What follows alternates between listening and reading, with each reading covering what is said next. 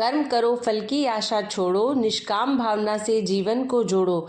यह दोहा भगवत गीता के 3 अध्याय के सिद्धांत को व्यक्त करता है, जिसमें कर्म करने के लिए आत्मसमर्पण और फल की आस छोड़ने की बात कही गई है। इसी सिद्धांत को हम आगे बढ़ाते हुए आज भगवत गीता का 3 अध्याय सुनते हैं। तो सर्वप्रथम हम भगवान श्री कृष्ण के चरणों में प्रणाम करते हैं और 3 अध्याय कर्म योग का आरंभ करते हैं। श्री भगवान देवी लक्ष्मी से कहते हैं, जन स्थान में एक जड़ नामक ब्राह्मण था जो कौशिक वंश में उत्पन्न हुआ था। उसने अपना जातीय धर्म छोड़कर बनिए की वृत्ति में मन लगाया। उसे पराई स्त्रियों के साथ व्यभिचार करने का व्यसन पड़ गया था। वह सदा जुआ खेलता, शराब पीता और शिकार खेलकर जीवों की हिंसा किया करता था। इसी प्रकार उसका समय बीतता था। धन नष्ट हो जाने पर वह व्यापार के लिए बहुत दूर उत्तर दिशा में चला गया। वहां से धन कमाकर घर की ओर लौटा। बहुत दूर तक का रास्ता उसने तय कर लिया था। एक दिन सूर्यास्त हो जाने पर जब 10 दिशाओं में अंधकार फैल गया, तब एक वृक्ष के नीचे उसे लुटेरों ने धर दबाया और शीघ्र ही उसके प्राण ले लिए। उसके धर्म का लोप हो गया था, इसलिए वह बड़ा भयानक प्रेत हुआ। उसका पुत्र बड़ा धर्मात्मा और वेदों का विद्वान था। उसने अब तक पिता के लौट आने की राह देखी। जब वे नहीं आए तब उनका पता लगाने के लिए वह स्वयं भी घर छोड़कर चल दिया। वह प्रतिदिन खोज करता, मगर राहगीरों से पूछने पर भी उसे उनका कुछ समाचार नहीं मिलता था। तदनंतर एक दिन एक मनुष्य से उसकी भेंट हुई जो उसके पिता का सहायक था। उससे सारा हाल जानकर उसने पिता की मृत्यु पर बहुत शोक किया। वह बड़ा बुद्धिमान था। बहुत कुछ सोच विचार कर पिता का पारलौकिक कर्म करने की इच्छा से आवश्यक सामग्री साथ ले उसने काशी जाने का विचार किया। मार्ग में 7-8 मुकाम डालकर वह 9वें दिन उसी वृक्ष के नीचे पहुंचा जहां इसके पिता मारे गए थे। उस स्थान पर उसने संध्या उपासना की और गीता के 3 अध्याय का पाठ किया। इसी समय आकाश में बड़ी भयानक आवाज हुई। उसने अपने पिता को भयंकर आकार में देखा। फिर तुरंत ही अपने सामने आकाश में उसे एक सुंदर विमान दिखाई दिया जो महान तेज से व्याप्त था। उसमें अनेकों क्षुद्र घंटिकाएं लगी थी। उसके तेज से समस्त दिशाएं आलोकित हो रही थी। यह दृश्य देखकर उसके चित्त की व्यग्रता दूर हो गई। उसने विमान पर अपने पिता को दिव्य रूप धारण किए विराजमान देखा। उनके शरीर पर पीतांबर शोभा पा रहा था और मुनिजन उनकी स्तुति कर रहे थे। उन्हें देखते ही पुत्र ने प्रणाम किया। तब पिता ने भी उसे आशीर्वाद दिया। तत्पश्चात उसने पिता से यह सारा वृतांत पूछा।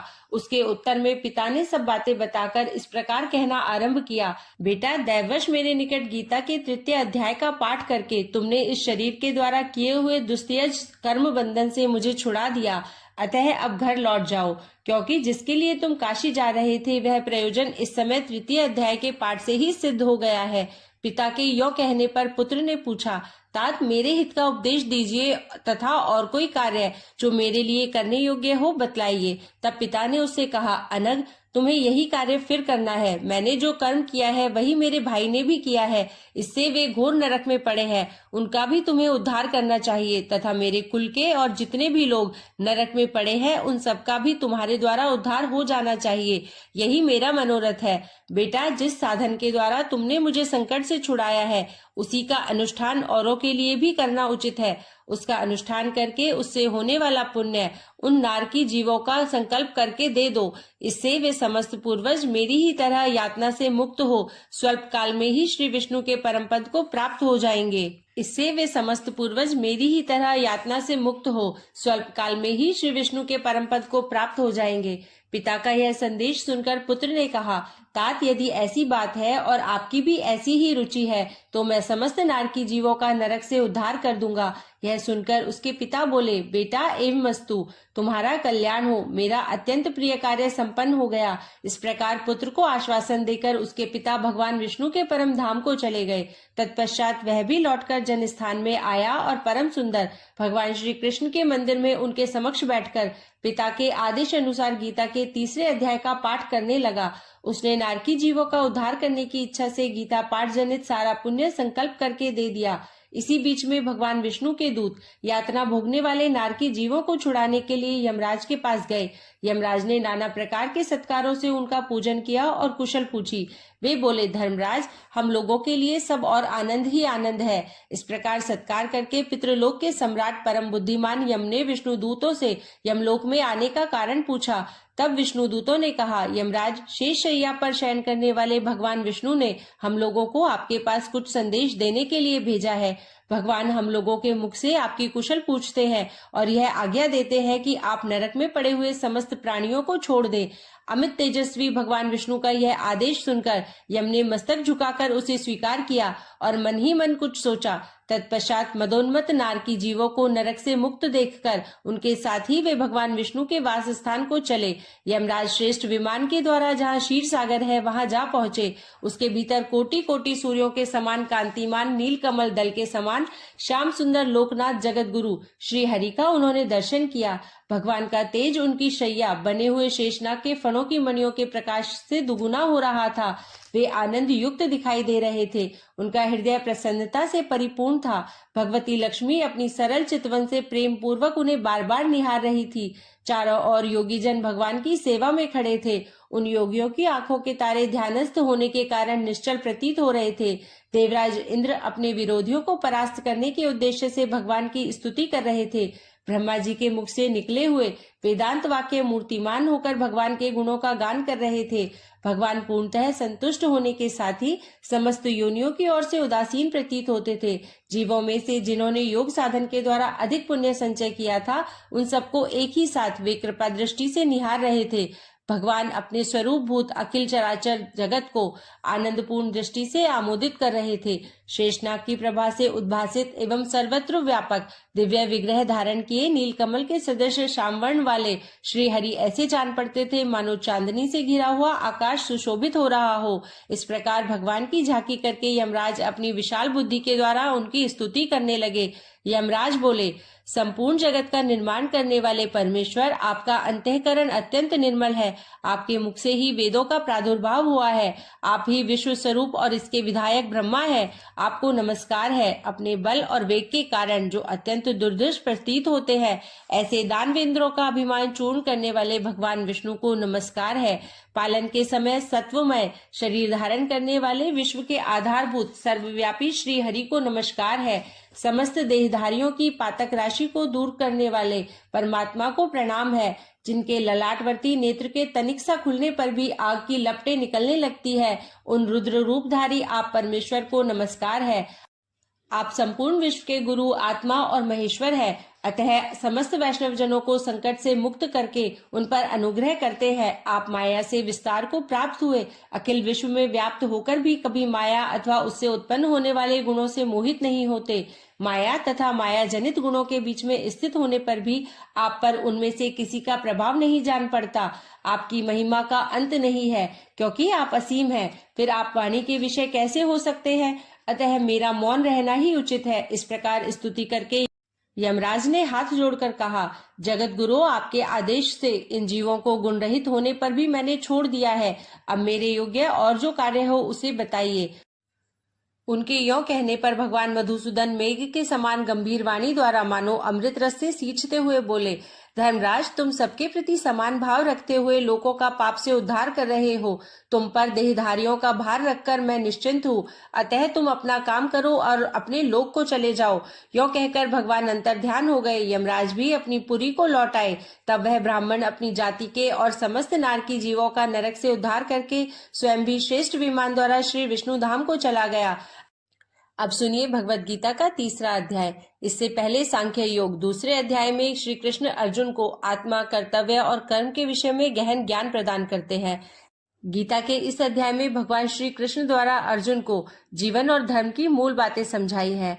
अब आज सुनेंगे हम तीसरा अध्याय, कर्म योग। तीसरे अध्याय में कर्म योग की व्याख्या की गई है, जो गीता का एक महत्वपूर्ण भाग है। श्री कृष्ण अर्जुन को समझाते हैं कि जीवन में कर्म करना अनिवार्य है। कर्म करते हुए भी उससे आसक्ति रहित रहने की शिक्षा देता है यह अध्याय बताता है कि कर्म करने का क्या तरीका है और कैसे यह आध्यात्मिक विकास का माध्यम बन सकता है। तो भगवान श्री कृष्ण के चरणों में प्रणाम करते हुए हम आज का अध्याय शुरू करते हैं।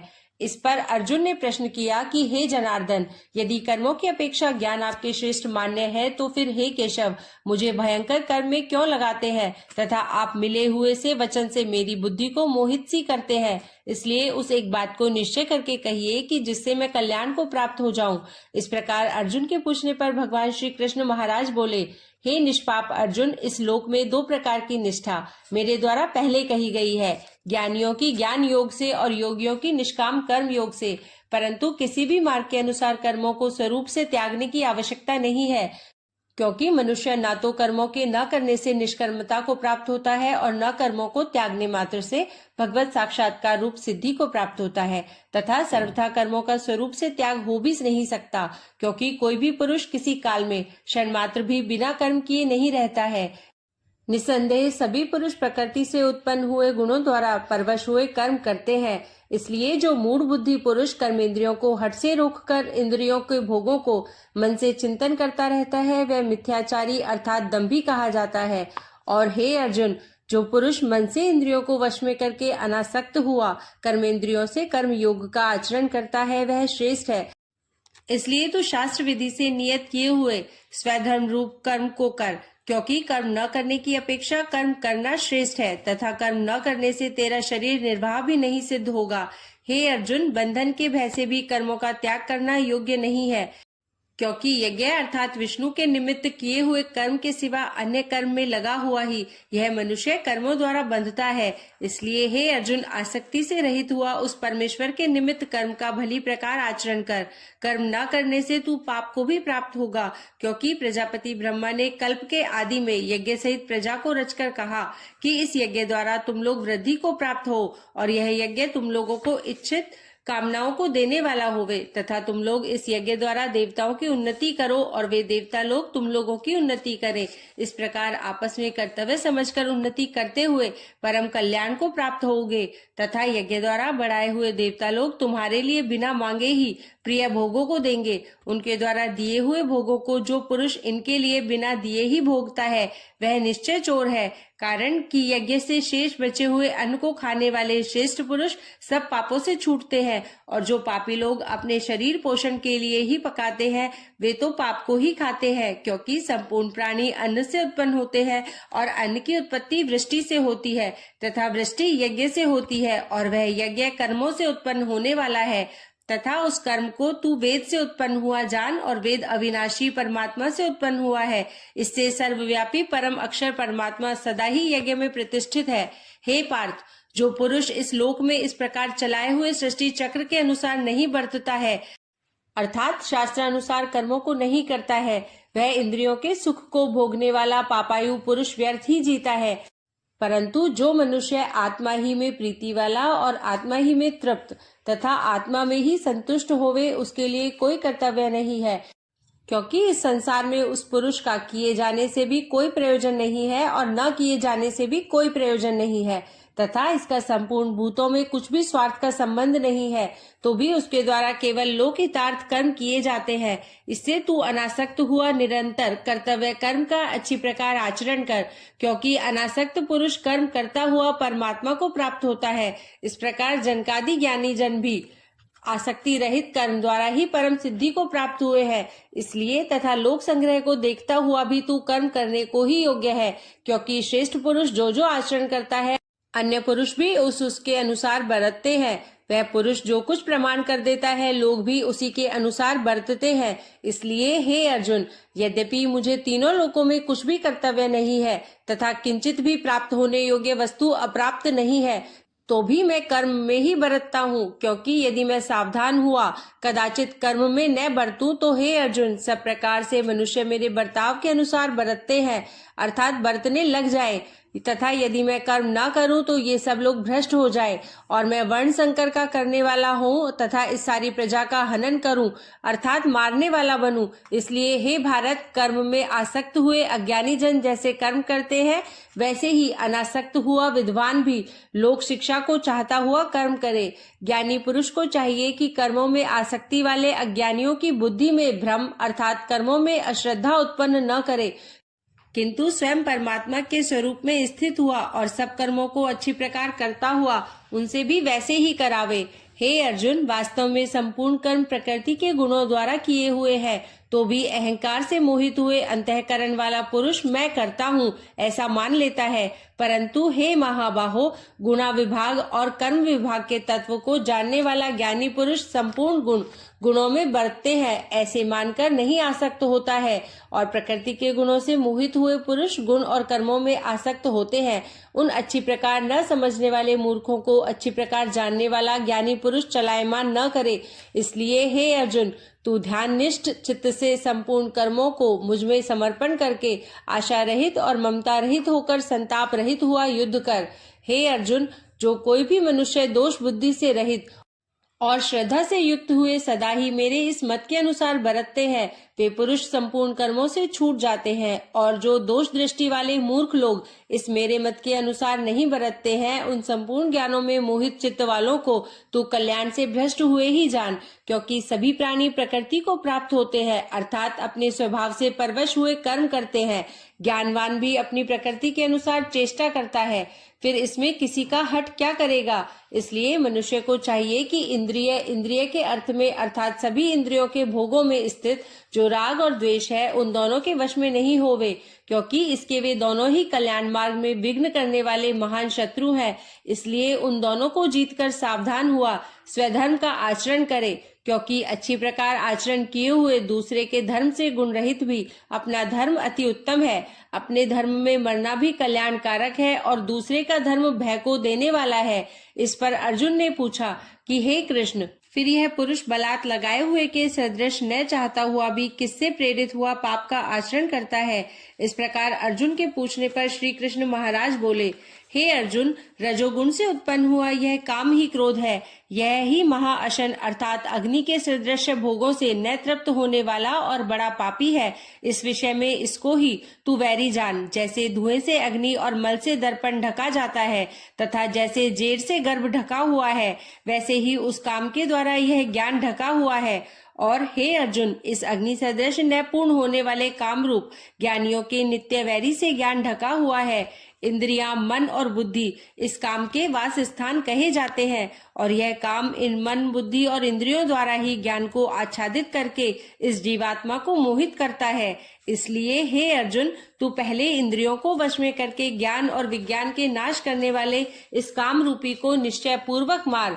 और यदि तू समझे कि इंद्रियों को रोककर काम रूप वैरी को मारने की मेरी शक्ति नहीं है, तो तेरी यह भूल है, क्योंकि इस शरीर से तो इंद्रियों को पर अर्थात श्रेष्ठ, बलवान और सूक्ष्म कहते हैं, और इंद्रियों से पर मन है, और मन से भी पर बुद्धि है, और जो बुद्धि से भी अत्यंत परे है वह आत्मा है। इस प्रकार बुद्धि से पर अर्थात सूक्ष्म तथा सब प्रकार बलवान और श्रेष्ठ अपनी आत्मा को जानकर और बुद्धि के द्वारा मन को वश में करके, हे महाबाहो, अपनी शक्ति को समझकर इस दुर्जय कामरूप शत्रु को मार। इसी के साथ यह कर्मयोग अध्याय यहीं समाप्त होता है, जिसमें कृष्ण ने कर्म करना अनिवार्य बताया है, परंतु उसे निस्वार्थ भाव से करना चाहिए।